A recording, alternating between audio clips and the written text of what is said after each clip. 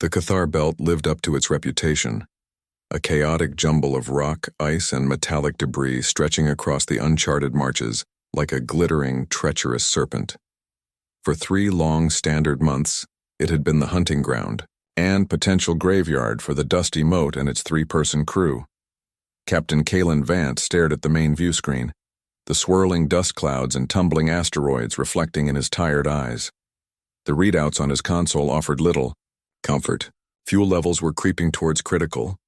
Their rations were becoming depressingly familiar, and their credit balance was a number he preferred not to dwell on. "Anything, Jax?" Kalen's voice was rough, a product of recycled air and dwindling hope. Below him in the cramped engineering pit, Jian Li, known universally as Jax, grunted. Sparks flew from a recalcitrant conduit he was wrestling with. Same old song, Cap. Low-grade iron, nickel, a whisper of platinum too deep to bother, with and enough cosmic radiation to give a Vexian Hydra a sunburn. He slammed a panel shut. "This belt's picked clean, or it never had anything good to begin with. We should have listened to that broker on Station 7. That broker wanted a 20% finder's fee and exclusive rights to Ilara's plant samples," Kalen countered, rubbing the back of his neck. "We needed this score to be ours. All ours." From the small alcove that served as both medbay and science station, Dr. Ilara Vance, Kalen's younger sister, looked up from her humming hydroponics bay. Her expression was a familiar mix of scientific enthusiasm and mild disappointment. "The extremophile lichens I've found are fascinating, Kalen. Their radiation resistance alone could revolutionize certain shielding technologies." "Fascinating. Doesn't fill the fuel tanks, Ilara," Jax grumbled, wiping grease from his hands. "Unless someone's paying top credit for space moss." "It's not moss," Ilara began, but Kalen held up a hand. "Enough. We knew this was a long shot." He leaned forward, running a new series of scans across a particularly dense cluster ahead. He needed something, anything, to justify the months spent out here, the credits burned, the risks taken. He'd sunk everything he had left from his less-than-stellar cargo hauling career into refitting the moat for prospecting, convincing Jax to come along with promises of untapped riches, and Ilara with the lure of undiscovered ecosystems. Now, failure felt like a heavy cloak settling over the bridge. Suddenly, a soft chime broke the tense silence. Not the harsh blare of a proximity alert or the jagged tone of an equipment failure, but a gentle, insistent pulse from the long-range sensor. "Array, what's that?" Ilara asked, her head tilting. Jax's fingers flew across his console. "Weird. It's an energy signature, but faint and structured. Not a ship, not by any known Concord or corporate profile. Not a natural phenomenon either. It's harmonic. Whatever that means." Kalen zoomed in on the source, a barely there flicker deep within the most hazardous section of the cluster. "Location? Sector 7 Gamma, right in the Dragon's Maw," Jax said, his voice tightening. "Cap, that's where those pirate ghost stories come from. Unstable gravity tides, phantom sensor readings. It's a shipbreaker. And maybe a place someone would stash something valuable," Kalen mused, a flicker of the old thrill returning. "Or a place someone got into trouble. Could be salvage. Could be a Vitar lure for all we know," Jax retorted. The Vitar were the Belt's boogeymen, shadowy predators whispered about in station bars, though no official Concord report acknowledged their existence. "There are no Vitar," Kalen said, perhaps a little too firmly. "But salvage rights in the marches are clear. If it's derelict, it's ours." "And if it's not derelict?" Jax asked. Ilara, however, was already looking at the readings over Jax's shoulder, her eyes wide. "Kalen, the structure of that signal, it's incredibly complex, almost biological. We have to check it out." Kalen looked at his sister's eager face, then at Jax's worried scowl. The fuel gauge blinked accusingly at him. Salvage. It could be their last chance. "All right, Jax, plot a course, slow and steady, maximum sensor vigilance. Ilara, get the external probe ready. If anything smells wrong, we're out of there before you can say bad idea." Jax sighed but complied, his fingers coaxing the old Dusty Mote through the treacherous asteroid field. Navigating the Dragon's Maw was like waltzing through a minefield during an earthquake. Kalen took the helm, his hands moving with an ingrained familiarity, nudging them past tumbling behemoths of rock and ice, riding the unpredictable gravitic currents. Ilara monitored the signal, which grew stronger, more defined as they approached. "It's coming from that big one," she pointed. "Looks like a standard carbonaceous chondrite, but wait. There's something in it." As they drew closer, the truth revealed itself. Embedded deep within a colossal, pockmarked asteroid was a ship. But it was unlike anything Kalen had ever seen. Its lines were flowing, organic, like something grown rather than built. Its hull seemed almost iridescent, shifting in color even in the dim starlight, but it was heavily damaged. Jagged rents marred its surface, and one entire section was caved in, fused with the surrounding rock. It was ancient, silent, and utterly alien. "By the Founders," Jax whispered. "What is that?" "Something that's been here a very, very long time," Kalen said, his heart pounding. "No power signatures, no comms. It's dead. It has to be salvage." "The energy signal is still there, though," Ilara insisted. "It's coming. From inside." A cautious hour later, after ensuring the asteroid was stable and there were no external threats, Kalen and Ilara stood in the Mote's airlock, suited up for EVA. Jax remained on the bridge, monitoring systems and ready for a fast getaway. "Stay on comms. Stick close. First sign of trouble, we pull out." "Agreed?" Kalen looked at his sister. "Agreed." Ilara nodded, her usual excitement tempered with awe. They crossed the void, magnetic boots clunking softly on the Mote's hull, before launching towards the silent derelict. The scale of the alien vessel was immense up close. They found a gaping tear near what looked like its midsection, a black maw leading into the unknown. "Going in," Kalen reported, his helmet lights cutting through the inky blackness. The interior was as alien as the exterior. Corridors curved in unsettling, non-Euclidean ways. Strange crystalline structures grew from the walls like frozen flora. Dust, thick and ancient, coated everything. There was no gravity, and the air, according to Ilara's suit sensors, was thin, inert, and frigid. They drifted deeper, following Ilara's handheld scanner, which homed in on the persistent energy signature. It led them to a vast, cavernous chamber at the heart of the ship. And there they saw them. Dozens, perhaps hundreds of figures. They were tall, slender beings, seemingly carved from multifaceted crystal. They weren't moving. They stood or floated in a vast, silent congregation, catching the beams of the humans' lights and refracting them into 1,000 tiny rainbows. They looked like statues, magnificent and lifeless. "What are they?" Kalen breathed. Ilara drifted closer, her scanner working overtime. "Silicon-based life. I've only read theoretical papers. Their energy levels are almost non-existent, but, Kalen, they're not dead. They're dormant, like a deep, deep hibernation." She pointed her scanner at one of the larger figures. "This is the source of the signal. It's like a low hum. A life sign, but barely." Kalen swept his light across the chamber. No technology he recognized, no controls. Just the silent, crystalline figures. A whole ship full of them. "What happened here?" "Look," Ilara whispered, pointing to the walls. They weren't smooth. They bore deep scars as if raked by immense claws or hit by energy weapons that had melted the very structure of the ship. They were attacked. A sense of unease crept over Kalen. This wasn't salvage. This was something else. Something far more complicated and potentially dangerous. "Jax," he said into his comms, "you're not going to believe this."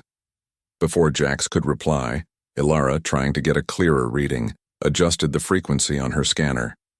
The device emitted a low-frequency pulse. Instantly, a soft internal light began to glow within the nearest crystal figure. It spread, moving from one being to the next, a wave of gentle luminescence washing through the chamber. And then came the sound, not through the thin air, but through their suits, a vibration in their very bones. A low, resonant hum, growing, in complexity, layering into a sound that was both music and something more, a sound filled with an ancient, profound sorrow. The ghosts in the gravel were waking up. The sound washed over Kaelin and Alara, a complex chorus of resonant frequencies that vibrated through their suits and seemed to sink directly into their minds. It wasn't language as they understood it, but it conveyed raw, unfiltered emotion, deep weariness, a flicker of surprise, and an undercurrent of overwhelming, pervasive fear. The light within the crystalline beings intensified, shifting through hues of soft violet and deep indigo. Alara, what did you do?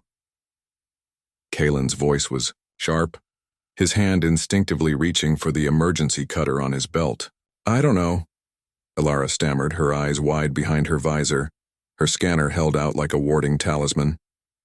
My scanner. The frequency must have resonated with their stasis field. Kaelin, they're communicating.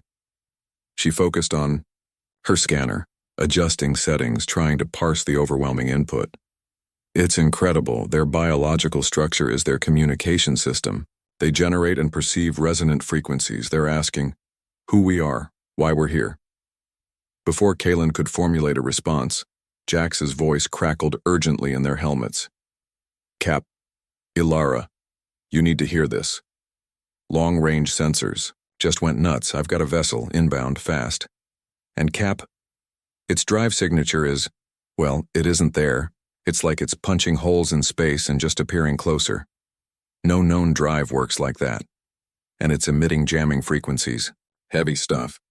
A new note entered the Xylosian's song. The sorrow deepened, but it was now laced with a sharp, piercing spike of terror. Images, fragmented and alien, seemed to flash in Kaelin's mind. Not seen, but felt. Vast, dark ships, beams of devastating energy, the shattering of crystal. It was a projection, a warning, fueled by the reawakened fear. They know that ship, Alara said, her voice trembling slightly. It's what they're running from. It's the hunters. Hunters?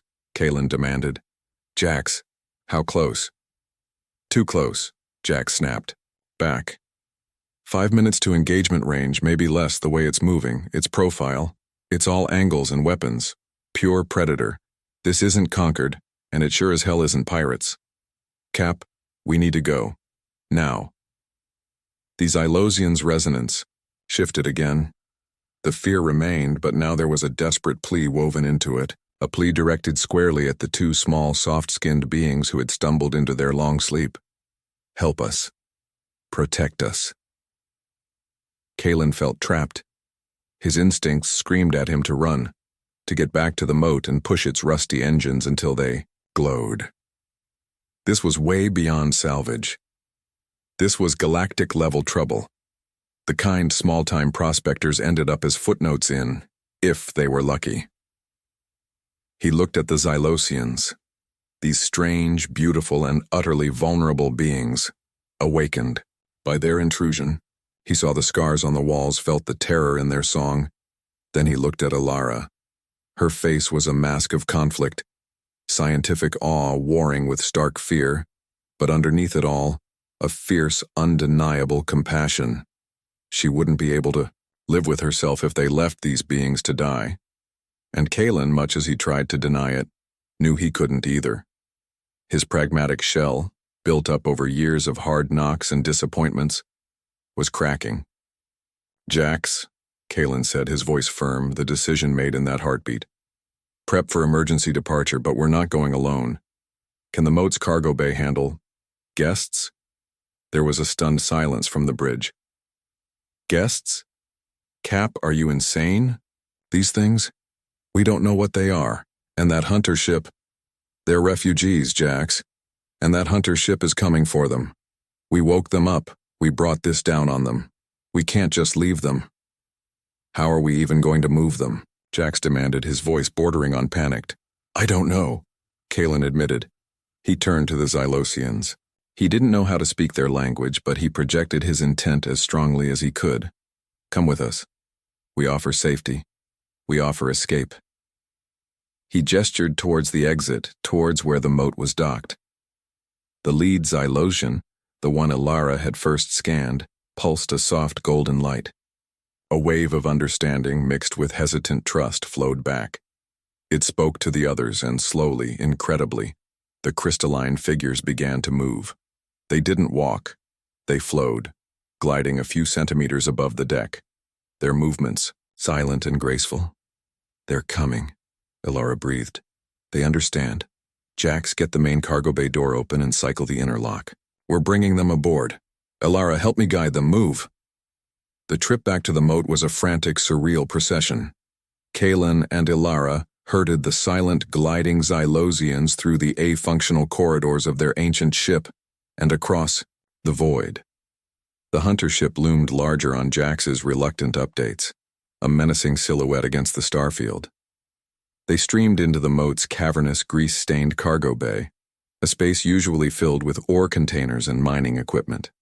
The Xylosians clustered together, their light dimming slightly, a silent testament to their fear and weakness. "They're aboard! All of them!" Kaelin yelled, slamming the inner airlock shut and scrambling towards the bridge ladder. "Jax, get us! Out of here, now! Evasive maneuvers! Strapping in!" Jax yelled back. The Dusty Mote shuddered as its engines roared to life, pushing them away from the asteroid. They weren't a moment too soon. As they cleared the asteroid's shadow, Kaelin saw the Vitar ship. It was a nightmare in black metal, sharp, jagged, bristling with weapon emplacements, utterly devoid of any aesthetic save brutal functionality. A beam of searing red energy lashed out, striking the asteroid where the mote had been docked only seconds before, blowing a massive chunk of rock into incandescent plasma. "Whoa!" Jax yelped, throwing the mote into a hard dive. Alarms blared across the bridge. "They're firing! Full power to engines and shields," Kaelin ordered, strapping himself into the captain's chair, his knuckles white on the controls. "Shields are at 30% and dropping," Jax shouted over the din. "Their weapons are chewing right through us, and they're fast, Cap. They're gaining." The Dusty Mote, old, battered, and designed for hauling rock, was being hunted by a purpose-built killer. Kaelin looked at the view screen, at the terrifying ship closing in. He thought of the silent, trusting beings in his cargo hold. They weren't heroes. They weren't soldiers. They were prospectors, and they had just picked a fight with something far, far out of their league. "Hold on," Kaelin growled, his eyes scanning the familiar chaotic star map of the Cathar belt. "If we can't outrun them, we'll have to outfly them. Jax, give me manual control. We're going deep into the teeth." He had chosen. The life-changing payout was gone, replaced by a life-threatening reality. They were accidental heroes now, whether they liked it or not, and their first heroic act might very well be their last. The Dusty Mote groaned in protest as Kaelin wrenched it into a sharp turn, diving towards the densest part of the Cathar belt, a navigational nightmare known as the Grinder. Asteroids the size of cities jostled with moon-sized behemoths, and swarms of gravel-like debris, all caught in a complex dance of competing gravitational fields and unpredictable plasma streams. It was a place sane pilots avoided. It was their only chance. "Shields are down to 10%, Jax yelled, his fingers a blur on the console, rerouting power, patching virtual holes. "Hull integrity is 89 and dropping. Another hit like that and we're space dust. Just keep us flying, Jax." Kaelin gritted his teeth, his focus absolute. He wasn't just flying. He was improvising, using every scrap of his hard-won knowledge. He skimmed the surface of a rapidly spinning iron-rich rock, using its magnetic field to mask their signature for a precious few seconds. He plunged through a cloud of ionized gas, hoping to blind the Vitar's sensors. Behind them, the Vitar ship followed, relentless and terrifyingly precise. It didn't bother with finesse. It simply blasted its way through smaller obstacles, its red energy beams flashing with deadly intent. It was faster, stronger, and clearly more advanced. But Kaelin had one advantage: he knew these rocks. He'd spent months mapping their dangers, cursing their uselessness. Now that useless knowledge was their lifeline. "Ilara, how are our guests?" Kaelin shouted, eyes flicking between the view screen and his nav display. "They're struggling." Ilara's voice came over the internal comm, strained. "The G-forces, the impacts, they're fragile. But Kalen, they're trying to help. I'm getting impressions, course corrections. They sense things we can't. Microgravity waves, subspace fluctuations. Suddenly, Kalen felt it. A strong nudge in his mind, not a voice, but an impulse. Left, hard, now. He didn't hesitate. He slammed the controls and the mote lurched violently, narrowly avoiding a massive, unseen chunk of dark matter rock that didn't show on his standard sensors. A VTAR beam lanced through the space they'd occupied a heartbeat. Before, whoa, where did that come from? Jax exclaimed. Our friends in the back, Kalen said, a new respect dawning. They're seeing the invisible currents. A strange, tentative symbiosis began. Kalen flew with his gut and his knowledge, while Elara relayed the Zelosians' subtle warnings, guiding them through pathways even Kalen didn't know existed. It was like flying blindfolded, but with an unseen hand guiding the way. They twisted, turned, and dodged, using the belt itself as their shield. Cap, I'm trying to send a distress call, Jax reported, his voice tight with effort. Broadcasting on all conquered emergency frequencies. Encrypted, open, everything. But their jamming is thick, and even if a signal gets through, we're days away from the nearest patrol route. They'll dismiss it as another ghost story. Kalen knew he was right. They were alone. The VTAR ship wasn't giving up. It was patient, methodical, hurting them, cutting off escape routes. It was playing with them, Kalen realized with a chill. It knew it had them. We can't keep this up forever, Kalen muttered, wiping sweat from his brow. The mote wasn't built for this kind of punishment. Jax, how are we holding up? The port stabilizer is shot. The main capacitor is running dangerously hot, and I'm pretty sure I can hear the life support wheezing, Jax reported grimly. If we take one more solid hit to the engines, we're a sitting duck. A new feeling came from the cargo hold, relayed by Elara. Not guidance this time, but a shared understanding. The Zelosians were communicating something vital. Kalen, Elara said, her voice hushed. They're telling me why the Vitar hunt them. It's not just their existence. It's their ability. They can sense subspace. Not just navigate it, but perceive its deeper structures. The Vitar don't have this. Their FTL is brutal, tearing holes. The Zelosians believe the Vitar want to harness them, to create a form of travel that's undetectable. Imagine Vitar warships appearing anywhere in conquered space, without warning. The A-gravity wave, but redirect it. They think they might be able to disrupt the Vitar's drive. Briefly. But it would take a lot out of them, and they'd have to be close. Close to that killing machine. Kalen looked at the Vitar ship, now temporarily blocked by a large, rotating moonlet. Disruption. It wasn't a weapon, but it was something. A chance. But how to use it? They couldn't outfight it. They couldn't outrun it. They're not just hunting us, Jax, Kalen said, his voice low. They're protecting their big secret. If the Concord knew about them and about this FTL plan, the Concord won't listen to us, Jax insisted. We're nobodies with a crazy story. Maybe, Kalen said, an idea, desperate, and wildly dangerous, starting to form. But what if we could give them proof? Undeniable proof. He scanned the navigational charts again, his eyes landing on a symbol far, far from their current position. A major trade route, and more importantly, a Concord-maintained hyper-relay communications buoy. We can't run forever, Kalen said, his voice hardening. So maybe we stop running and start making some noise. The mote burst from behind the moonlit. The Vitar was waiting. Another energy beam shot towards them. Kalen, guided by a Zelosian whisper, rolled the ship, letting the beam scorch past their port side. The chase was still on, but now Kalen Vance had a destination. He just hoped they could live long enough to reach it. Jax, scan for Sector Omega-9, subgrid Delta, Kalen ordered, threading the mote through a narrow canyon carved into a colossal ice asteroid. The blue-white walls glittered dangerously close. There should be an old signature marker, pre-conquered. Survey beacon later used unofficially.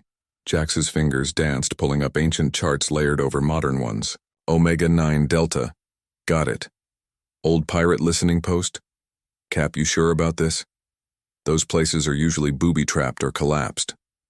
This one wasn't, Kalen said, remembering whispered conversations from his cargo hauling days. Run by a grizzled, old prospector named Silas. He swore it was shielded by a natural layer of cavorite ore. Blocked most active scans, he used it to lay low. He owed me a favor. He paid it with information before he retired. Let's hope Silas was right, Jax muttered, nursing a sparking console. They found it, a cleverly disguised airlock set, into the wall of a hollowed-out asteroid, barely distinguishable from the surrounding rock. With the VTAR temporarily thrown off their trail by a risky maneuver involving a collapsing ice arch, they risked docking. The mote slid inside, the ancient outer doors groaning shut, plunging them into darkness before internal emergency lights flickered on. Silence, blessed silence, enveloped them. Atmosphere thin but breathable, Ilara reported after running a quick check. Radiation levels surprisingly low. Silas was right. For the first time in hours, the crew could breathe. Exhaustion hit them, like a physical blow. Kalen slumped in his chair, the adrenaline ebbing, leaving behind a bone-deep weariness. Jax immediately dived back into the engineering pit, muttering about fried circuits and stressed plating. Ilara, however, went straight to the cargo bay. The Xylosians were clustered together, their inner light dim, flickering like tired candles. Their song was faint, a low thrum of exhaustion and fear. Ilara approached them slowly, projecting feelings of safety and reassurance. They're weak, she reported back to Kalen via internal comms. The chase, it cost them, but they're resilient, and they want to talk. Kalen joined her, standing awkwardly before the silent giants. The Xylosians focused their attention on him, and Ilara acted as a reluctant translator, interpreting the EO, waves of emotion and imagery. They learned more. The Xylosians, the Lumani as they called themselves, were ancient, peaceful explorers of subspace. They didn't travel through it like other races. They experienced it, drifting on its currents, like birds on the wind. The VTAR, a species that had evolved in a region of distorted space-time, saw the Lumani's ability as the key to their dominance. They hunted them relentlessly, capturing them, vivisecting them, trying to steal their innate connection to subspace to perfect their terrifying phase drive. This derelict ship was the last known vessel of the Lumani people, fleeing a final devastating attack. And they confirmed Ilara's earlier hunch. They could disrupt the VTAR drive.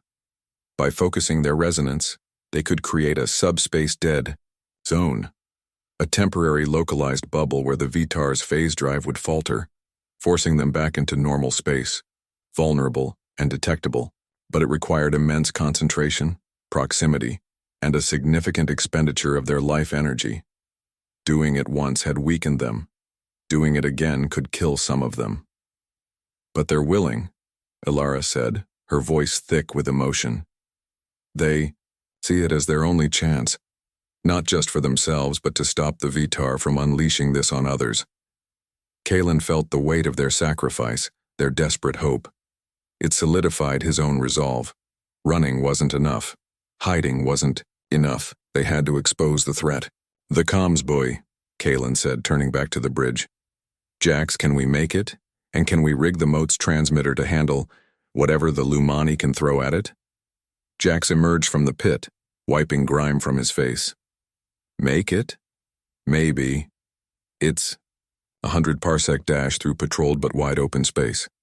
If the VTAR know where we're going, they'll be on us like stink on a Grelnock. Rig the transmitter? That's the interesting part. A familiar spark lit his eyes. Their song. It's pure, structured energy. If we can modulate it, use it as a carrier wave for a data burst, we could punch a signal through almost any jamming. We'd need to build a resonance amplifier, interface, it with our main array, and hope it doesn't melt the whole system. Can you do it? Kalen asked. Jax grinned, a rare wolfish expression. Give me 6 hours and a plasma welder that works. The plan began to take shape. It was insane, audacious, and likely suicidal. They would make a run for the hyper-relay buoy, 773 on the Antares Cygnus trade route. They would lure the Vitar there. As the Vitar closed in, the Lumani would attempt their disruption, forcing the hunter into real space near the buoy. In that window, Jax would broadcast everything. Ilara's logs, their sensor recordings of the Vitar, and the Lumani's own resonant signature. A package so strange and compelling the Concord couldn't ignore it. It means using them as bait, Kalen said quietly to Ilara, watching the flickering lights of the Lumani. They know, Ilara replied softly. They believe it's a risk worth taking. They trust us, Kalen. They trust you. Kalen looked at his hands. They were the hands of a miner, a hauler, someone used to dealing with recalcitrant machinery and shady brokers. They weren't the hands of a hero or a savior, but these ancient, desperate beings trusted him. His cynical engineer was already buzzing with the challenge. His idealistic sister believed in the cause. What choice did he have? 6 hours, Jax, Kalen said, his voice firm again. Get that welder working. Ilara, help the Lumani conserve their strength, but make sure they understand exactly what we need them to do. I'm going to plot a course that gives us the best chance of looking like we're running for conquered space, right until the last minute. He sat back down in the captain's chair, the old leather creaking under his weight. The silence of the asteroid felt less like a refuge now and more like the deep breath before a terrifying plunge. They were no longer just running. They were setting a trap, using themselves and their fragile passengers as bait. The odds were astronomical. But for the first time since finding the ghost ship, Kalen felt a whisper, not of hope perhaps, but of purpose. They were going to make some noise, and with luck, the galaxy would hear it. The Dusty Mote burst from the Cathar belt like a cork from a bottle, its patched-up engines straining. Kalen kept them low, skimming the surface of the asteroid field's edge, trying to delay their detection as long as possible. Behind them, in the hollowed-out asteroid, Jax's makeshift resonance amplifier hummed. A strange, crystalline latticework integrated precariously into the Mote's main comms panel. In the cargo bay, the Lumani stood in a silent circle, their internal light waxing and waning in a slow, rhythmic pulse, conserving and focusing their energy. Here we go, Jax muttered, his eyes glued to his sensor screen. They're coming. One Vitar hunter angling to intercept. They must have been patrolling the edge waiting for us. They know we have to break for open space eventually, Kalen said. Make them think we're running scared. Ilara, tell our friends. Not yet. We need to draw them closer to the buoy. The vast, empty blackness of interstellar space felt terribly exposed after the claustrophobic chaos of the belt. The Moti pushed its engines, a tiny speck fleeing an inevitable doom. The Vitar ship closed the distance with contemptuous ease, its jagged silhouette growing larger, a constant menacing presence on their aft view screen. Buoy 773 is in range, Jax announced, his voice tight, but they'll be on top of us before we get within broadcast distance. That's the plan, Kalen replied, his knuckles white. He watched the distance markers count down. The Vitar was almost within weapons range. Ilara, now, tell them to give it everything they've got. Aim for their drive systems. In the cargo bay, the Lumani's light flared, shifting from soft indigo to a brilliant, piercing white. A low, powerful hum filled the Dusty Mote, vibrating through the deck plates. It wasn't a sound. It was pressure, a wave of pure, focused energy. Ilara cried out, shielding her eyes, feeling the immense power being unleashed. On the Vitar ship, chaos erupted. Their phase drive, designed to slip between the cracks of reality, suddenly found itself immersed in a thick, resistant field. Alarms shrieked, consoles sparked. With a violent shudder and a flash of displaced energy, the Vitar hunter dropped out of its phase state, appearing in real space with a jolt. A black dagger suddenly tangible, vulnerable, and, Kalen noted, with grim satisfaction much closer to the buoy. It worked, Jax yelled, a manic grin spreading across his face. They're in real space, but they're mad, weapons locking. Do it, Jax! Broadcast, Kalen yelled, throwing the Mote into a frantic, spiraling dive towards the comms buoy, a skeletal, structure of antennas and relays flashing its automated warning lights. Red energy beams crisscrossed the space around them. One struck the mote's ailing port stabilizer, shearing it clean off. The ship bucked violently, spinning. Compensating! Kalen fought the controls, using thrusters to regain a semblance of stability. Jax! Broadcasting, pushing. The whole package, Ilara's logs, sensor data, the Lumani signature. It's going. The buoy is picking it up. Relaying. Come on, baby. Hold together. Jax chanted, his console alive with flickering lights. The VTAR, furious at being grounded, unleashed a full barrage. Explosions rocked the moat. Smoke filled the bridge. Shields gone. Aft hull breach, we're losing atmosphere. Jack shouted. Emergency bulkheads slammed shut, isolating the damaged section. Ilara, status, Kalen demanded, his eyes on the VTAR ship, which was turning for another pass. They're faded. Ilara's voice was weak. They gave so much. Several are dark, but they're alive, mostly. Broadcast sent. Jax confirmed. Got confirmation. Signal received and relayed by buoy 773. It's heading into the Concord network. Then let's get out of here, Kalen roared. He aimed the spinning, crippled mote directly at the VTAR ship. It was a madman's move. The VTAR pilot, likely expecting them to flee, hesitated for a fraction of a second. It was enough. Kalen fired his main mining laser, a wide-beam, low-power tool meant for cracking asteroids, not fighting warships. It splashed harmlessly against the VTAR's shields, but its sheer intensity, a blinding flare of industrial-grade light, forced the VTAR optics to overload for a critical instant. In that instant, Kalen performed a maneuver no sane pilot would attempt. He used the mining laser's recoil and a blast from his remaining thrusters to kick the mote sideways, sending it tumbling past the VTAR, narrowly avoiding its ramming prow, and slingshotting it around the comms buoy. They're recovering, Jax warned, but Kalen wasn't heading for deep space. He was diving back towards the Cathar belt, their only refuge. The VTAR fired again, a parting shot that slammed into the mote's wounded engines. The ship screamed, shuddered, and died.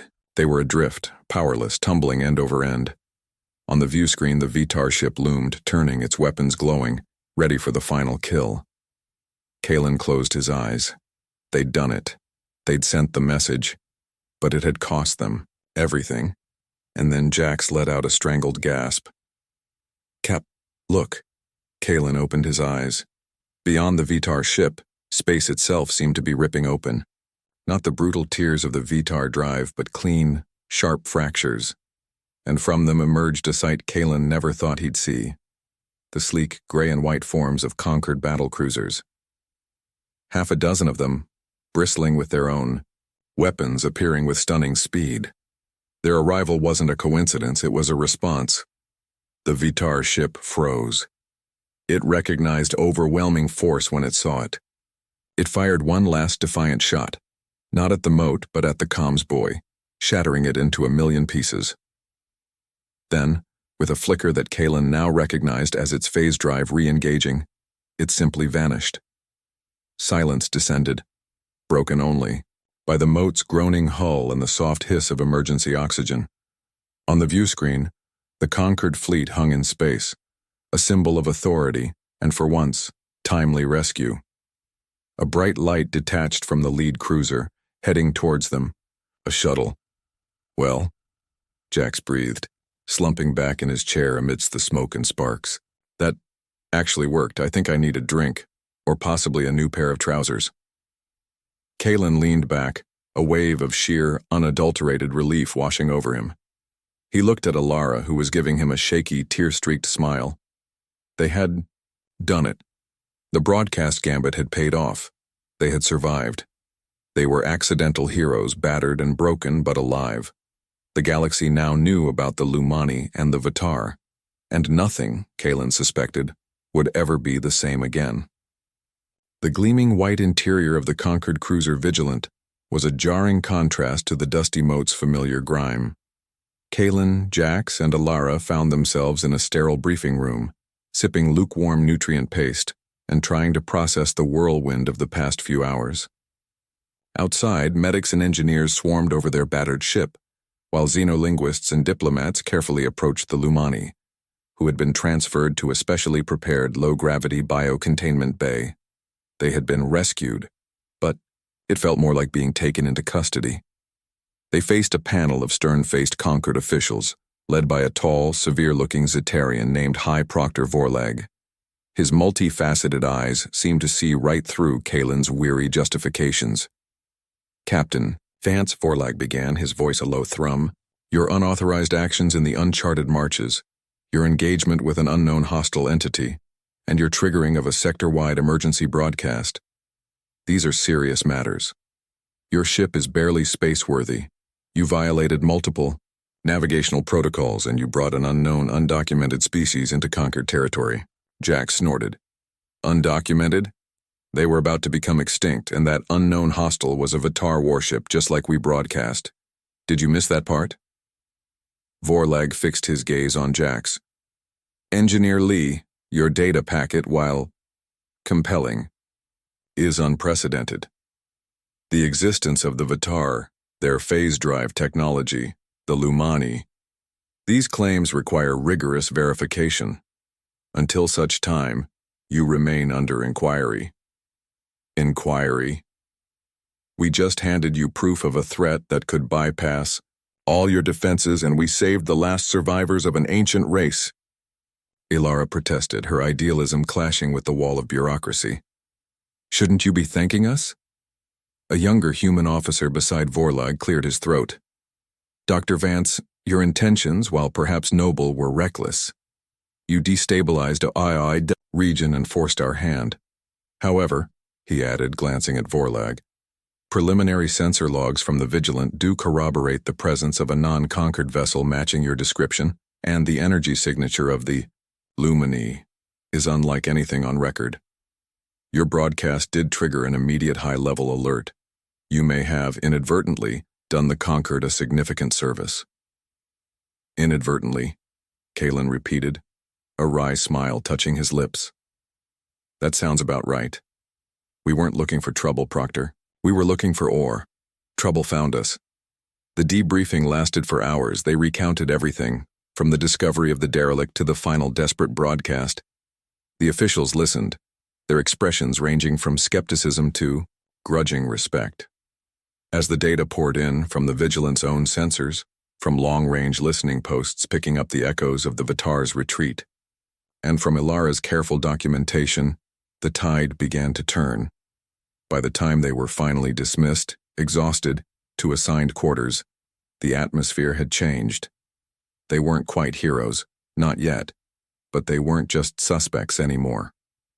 They were witnesses, key witnesses. A few days later, after the Vigilant had made the jump to a major Concord base, they were summoned again. This time, it wasn't to a briefing room, but to the bio bay where the Lumani were housed. The Proctor was there, along with several high-ranking Concord scientists and diplomats. The Lumani were recovering. Their light was stronger now, a steady, warm glow. As Kalen, Ilara, and Jax entered, the lead Lumani, the one Ilara had first scanned, glided forward. Its song filled the room, no longer tinged with fear but with something new: gratitude. A Concord linguist, using a complex translation matrix, spoke. The Lumani wished to convey their profound thanks. They say you sang the song of courage when their own voices were silent. They acknowledged that you risked your existence for theirs. The Lumani focused its light on Kalen. Images and feelings flowed, not a warning this time, but a gift. Kalen felt a sudden, dizzying expansion of his awareness, a brief, fleeting sense of the subspace currents the Lumani perceived. It wasn't the ability itself, but an understanding, a new layer of intuition about the universe's hidden pathways. He knew somehow that navigating would never be quite the same for him. Then, it turned to Jax. It extended a slender, crystalline tendril towards a datapad Jax held. Light flowed, and Jax gasped as complex equations and structural designs flooded the screen. Whoa, it's a way to stabilize subspace resonance. It could make comms instantaneous, even shields. Finally, it faced Ilara. It offered a small, multifaceted crystal, pulsing with soft green light. "It is a seed of life," the translator explained. "It contains the resonant memory of their homeworld's flora. They believe your garden will welcome it." Ilara accepted it with trembling hands, tears in her eyes. Proctor Vorlag stepped forward. "Captain Vance, Engineer Lee, Dr. Vance. The Concord High Council has reviewed your case. The evidence is undeniable. The Vitar threat is real, and the Lumani require our protection. A fleet has been dispatched to secure the Cathar Belt and investigate Vitar activity. Thanks to you, we are no longer blind." He paused. "While your methods were unorthodox, your actions have had significant positive consequences. All charges are dropped. The Dusty Mote, I'm told, is undergoing extensive repairs, courtesy of the Concord, with a few minor upgrades suggested by our new friends." He almost smiled. "You will not receive a medal. Bureaucracy moves slowly, and your file is currently a legal nightmare. But you have earned the Concord's gratitude. And more importantly, the Lumani have requested you as their primary liaisons as they begin their new life within the Concord." Kalen looked at Jax, who was already lost in the Lumani schematics. He looked at Ilara, cradling the crystal seed. They hadn't found their big score. They weren't rich. They were still just the crew of an old prospecting ship. But they weren't the same. They had stumbled into the path of history, faced down a nightmare, and through a combination of dumb luck, stubbornness, and a core of human decency they hadn't even known they possessed, they had changed the galaxy. They were the accidental heroes. And as Kalen felt the lingering echo of the Lumani's gift, the thrum of subspace in his mind, he had a feeling their adventures were far from over. The Dusty Mote might be getting a new coat of paint, but its crew had found something far more valuable than ore in the Cathar Belt: a purpose.